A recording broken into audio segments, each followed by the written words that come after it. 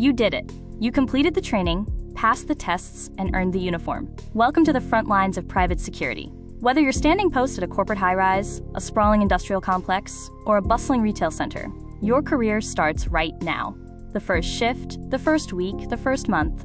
These are the moments that will define your reputation and your effectiveness for years to come. It's about so much more than just showing up. It's about starting strong, and more importantly, starting smart. Many new officers think the hard part is over once they get the job, but in reality, it's just beginning. The habits you form today will become the foundation of your entire career. That's why we're here. We're going to cut through the noise and give you the 3 most critical skills you need to master from day one. This isn't just a list. It's a roadmap to becoming a respected, effective, and indispensable security professional. Pay close attention, because what we're about to cover is that important. But first, let's talk about the alternative. The path of complacency is littered with common rookie mistakes that can set you back, damage your credibility, or even compromise the safety of the very site you're paid to protect. We've all seen it. The officer who doesn't know the emergency contact list, who can't answer a simple question from a client, or who misses a critical security breach because they weren't paying attention. These aren't just minor slip-ups. They are foundational failures. This video is your insurance policy against becoming that person. So let's begin with the absolute bedrock of your responsibilities, the single most important document you will be handed on your first day, your post orders. I want you to look at this binder not as a set of rules, but as your definitive guide and compass to success. It is also your shield and your primary tool. It contains the collective wisdom, legal requirements, and client expectations for your specific location. Every patrol route, every emergency procedure, every access control protocol, every single duty you are expected to perform is detailed within these pages. To neglect this document is to walk onto your post blindfolded. It is, without any exaggeration, the most critical first step to success. Understand that your post orders are a living document, meticulously structured for clarity and immediate use. You need to learn the layout. Know where to find the emergency contact list in a split second. It should contain numbers for the property manager, the after-hours maintenance crew, local law enforcement, and your own company's chain of command. Memorize the key contacts. Know the patrol schedule by heart. What are the critical checkpoints on your tour? Are there specific times you need to be at certain locations? This isn't just about walking around. It's about providing coverage in a systematic, deliberate way that maximizes your presence and deterrent effect.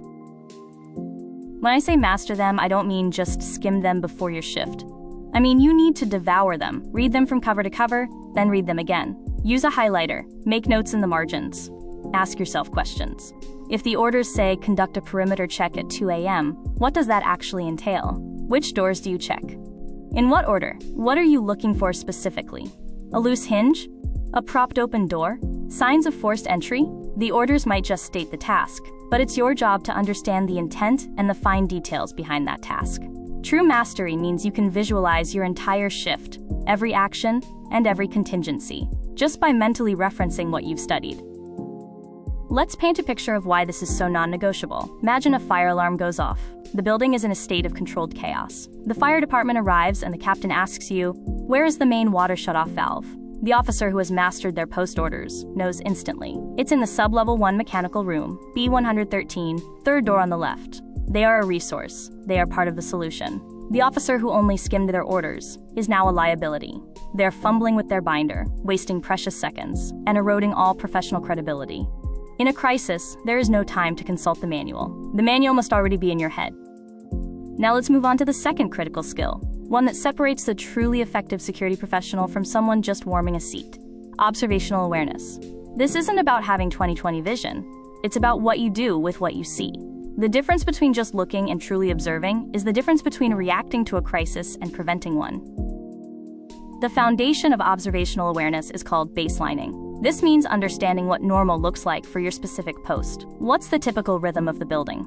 What are the usual patterns of foot traffic, vehicle movement, and deliveries?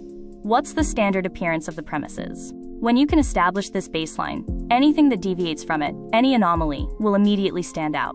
This could be a person lingering too long, a vehicle parked unusually, a window slightly ajar, or an unfamiliar object in a familiar place.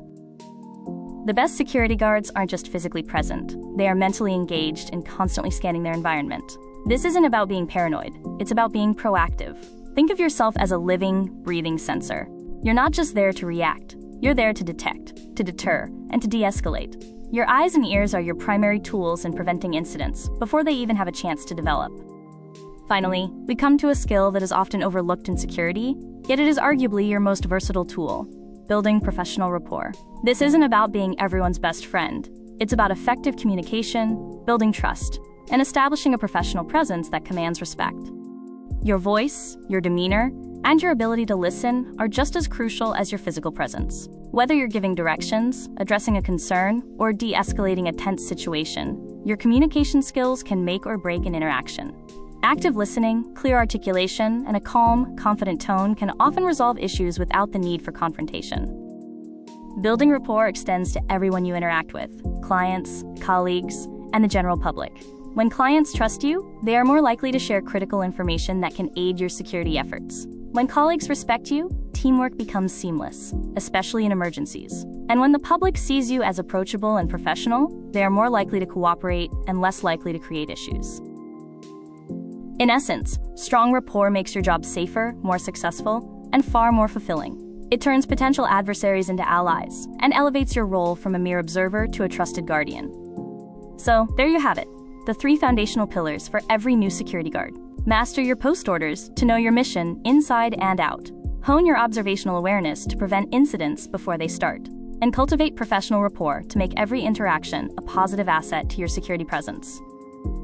Your journey as a security professional is just beginning. These skills are not static. They require continuous learning and practice. Embrace feedback, stay curious, and always strive to improve. By focusing on these 3 critical areas, you won't just avoid rookie mistakes. You'll set yourself on a path to becoming an exemplary security guard, a true asset to any team, and a guardian who makes a real difference.